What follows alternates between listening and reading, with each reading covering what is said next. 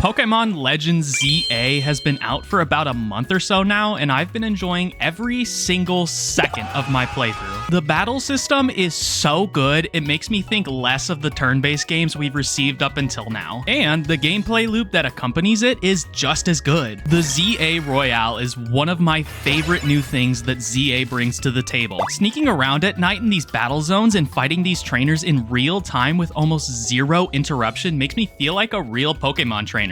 At least for the story, towards the 60+ hour mark, you kind of just, well, it's clear that the bulk of the development time for this game was put into how it plays. It shows in the final product that the folks at Game Freak put their heart into providing fun, and for the first time in the series, in my opinion, engaging Pokemon battles. I feel like this is the Pokemon game that Game Freak has always wanted to make, and for one reason or another, it just hasn't been possible. I don't know, I'm rambling. Let me get straight to the point. Over the past couple weeks, I've been chasing a particular goal.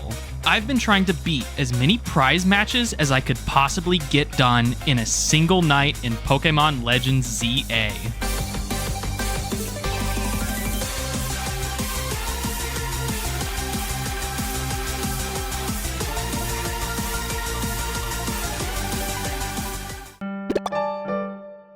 It's no surprise that people have found ways to min-max these battle zones and end their night with nearly 70 to 80 trainers beat, which, if you're still playing them like the game suggests, might be a shock to you. I know it was for me. However, there are some pretty easy ways to game the system and basically farm this mechanic for profit, but that's not what I'm interested in today, at least not directly. I came up with this idea by accident one night when I was myself trying to farm a battle zone for money to buy clothes, obviously. I can't be caught walking around Paris looking like this, or else they'll get me.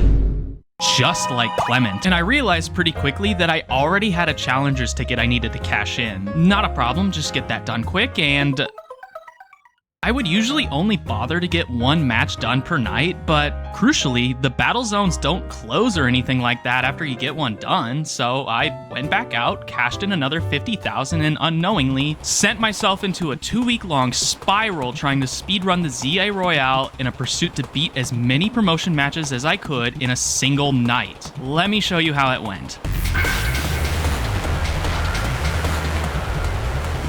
From the get-go, I recognized a couple of different things I need to consider. Most importantly of them was bonus cards, or at least that's how I felt at this point. I mean, for starters, I didn't really care about team composition. I only picked Pokemon that hit hard enough and had a fast walk cycle in case I was in a position I needed to move quickly for. It matters little what team members you're using, considering you get as much time as you need while you're in the battle, because time freezes while you are. I didn't even really do any EV investment, hyper training, or really anything other than moveset.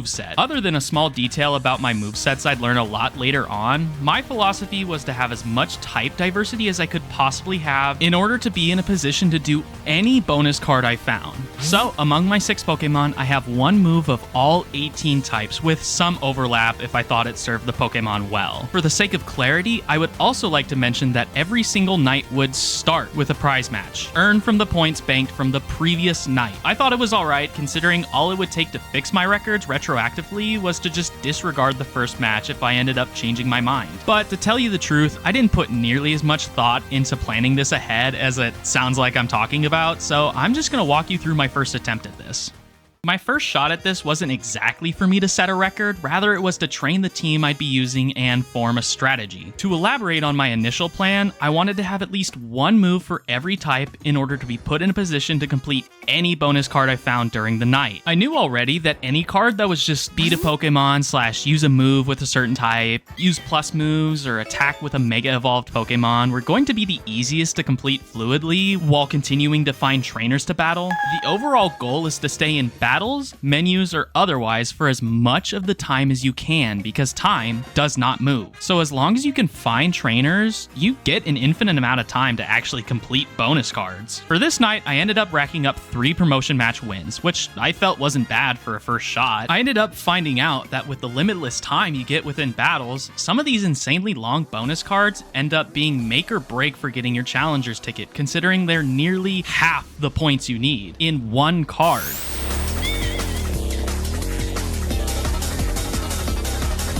I decided to give it another shot the following night, and for some reason, I felt like I was moving slower. I felt like I was getting a lot of good cards, but I only ended up hitting the third promotion match with even less time than I had last night. So what's the deal? Did they short me? The piece of the puzzle I was missing was actually related to the bonus cards again. Due to the time-sensitive nature of the battle zones, there are a few bonus cards you should probably ignore no matter how many points you can get out of them. If you get anything related to sneaking up on a Pokemon with a specific move, think before you act. Most of the time, you're actually going to end up getting less points than you would have just battling trainers standalone in the same amount of time it takes. If it's something already related to a move you can use quickly to start a battle, like for example a card like Sneak Up and use flying type moves to start a battle, those work excellent if you're using something like Aerial Ace, which in my case,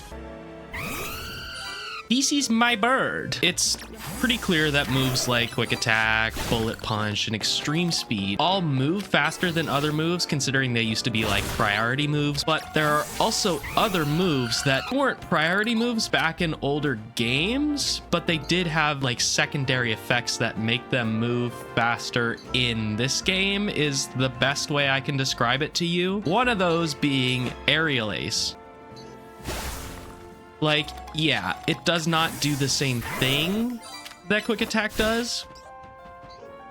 Hey buddy, are you alright? It doesn't do the same thing that these moves do. As you can see, it is instantaneous. He's in one spot and then he's in another. Aerial Ace is not as good. I walk all the way up to it, but as soon as I'm there, the move lands. I don't have to wait forever like you would with, say, like Flare Blitz, which has quite a long wind-up time considering the base power. They don't tell you wind-up time, so it is really kind of just trial and error. But my point is, in an environment where you want to be in battles as often as you can be, it's important to start them quickly as well. So using moves that take less time to get that done are going to be ideal for bonus cards that might like have you start a battle with advantage, like using a flying type move or something like that. So Aerial Ace would be great for that. Or if you get lucky and you get one that's just normal type, Quick Attack and Extreme Speed are right there too. I think a lot of Pokemon in the game get Quick Attack. A handful of Pokemon get Bullet Punch like Lucario does and Metagross does. Lopunny is the only Pokemon in the game that gets Mach Punch, which I feel is incorrect, but every time I look at the list, it never changes. It's always just Lopunny. Quick Attack to start the fight. Fight's initiated. From here, I will go down and look at like bonus cards I have to do. So let's pretend I have one that's like knock out opponents with, I don't know, steel type moves or something like doing. So I'd switch into a Pokemon that had a steel type move, which I know Lucario already did. The point I'm making is once you're in the battle, you can really just take your time to make the most of the bonus cards you have. In a weird sort of roundabout way, you act before you think. You get the battle started, you get the time stopped, and then you think about what you need to do to make the most points out of whatever battle you're in. I would come to realize this a little bit later, unfortunately, but if we put everything else we've learned up until now into effect, the results are a fourth promotion match win, with what is potentially space for an entire fifth one with good RNG. Now, my first successful night with 4 matches didn't nearly have enough time to do something like that, but the more I tried, the more time I was ending the night with. Maybe, with enough good cards, I could just barely squeak out a 5th match, but then I got stuck.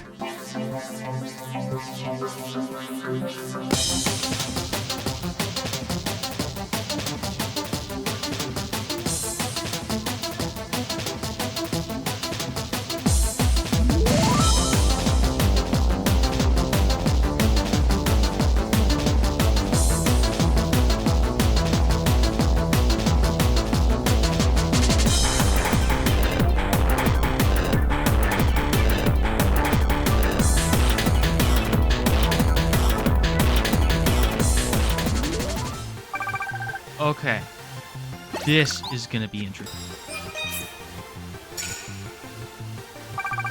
Okay, what else can I get my hands on? Oh, wait. Oh, God, there was an Altaria back there, and I did not even think about it. Oh, that's really bad. I don't know if I'm gonna find another. I can't believe I screwed up that bad, and I didn't even realize. Oh, I have so little time left. Oh, boy. Okay, hold on. Hang on. I think we lose. And we came really damn close, too. Yeah, literally the second I get done with this battle, the time's gonna turn over. The difference was 10,000 points. So I think it's definitely, like, it's doable. It's just gonna take a lot to get it done. So I don't know if it's been obvious or not, but the audio up until now has been a little bit inconsistent. All the voiceover from here on out should sound a little better, I think, but I've been doing a lot of different things wrong on my end, and I only just now figured it out, like 2/3 into the video, so sorry about that, but that's just kind of the way it is.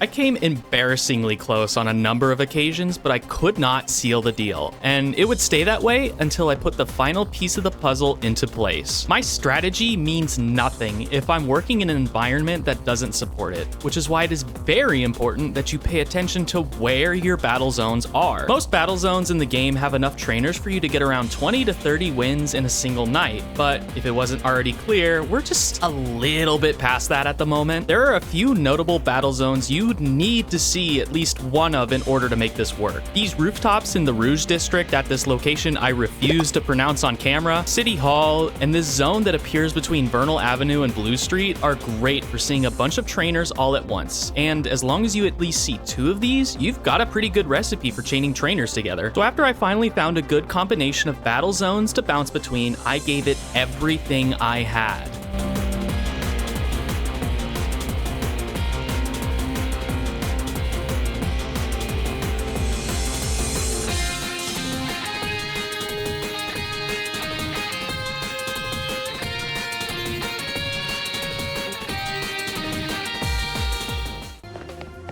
Okay, super effective moves with electric type Pokemon. Was it boosted?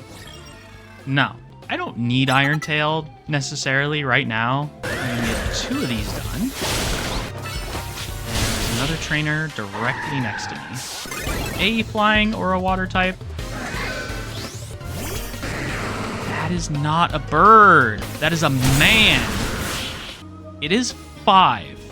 Earthquake with Garchomp probably does the job. We got one more fairy type move, one more super effective electric move, and then that one that I'm saving. You will eat a Moonblast. Sick. Still looking for a bird. Bird. Okay, did that do it? Yeah, we're done with that one. Super effective fire move. Get it started for the next round. Okay. That's actually really, really good position.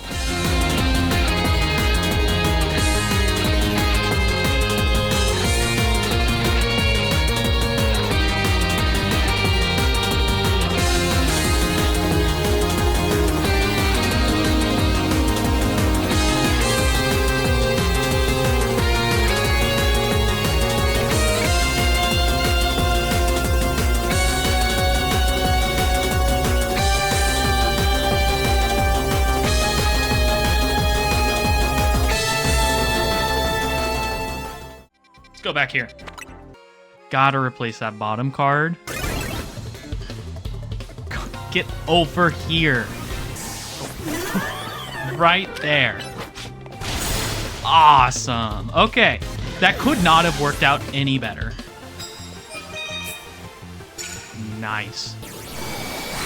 Might as well walk down the stairs.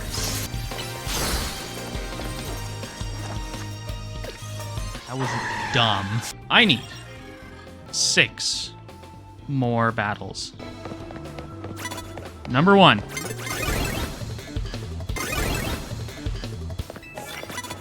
Not worth it. That's bad. That's bad. That's not good. Wait, where? What? Where did you come from? Where on earth did you come from? Explain that one to me. I need 2 more wins. Right here. Right here. 1 more. 1 more. Oh, that's really, really not that good. I'm banking on there still being a trainer here. Come on. I am right there. Okay.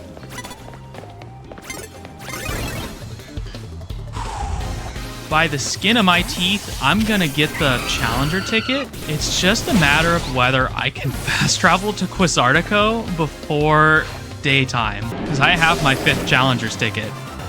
That's number 5. That was close. That's insane. Just barely. I ran out of trainers at the very end there, but as far as bonus cards go, I was doing really good for the first, like, couple. And my reward is I get to beat up on Zach again, I guess. I'm gonna use Earthquake. I'm gonna use Earthquake. I'm gonna use Earth. We started the night at 47, and we just hit our 52nd promotion match win. I got 5 promotion matches done in a single night. I would love to see someone push 6.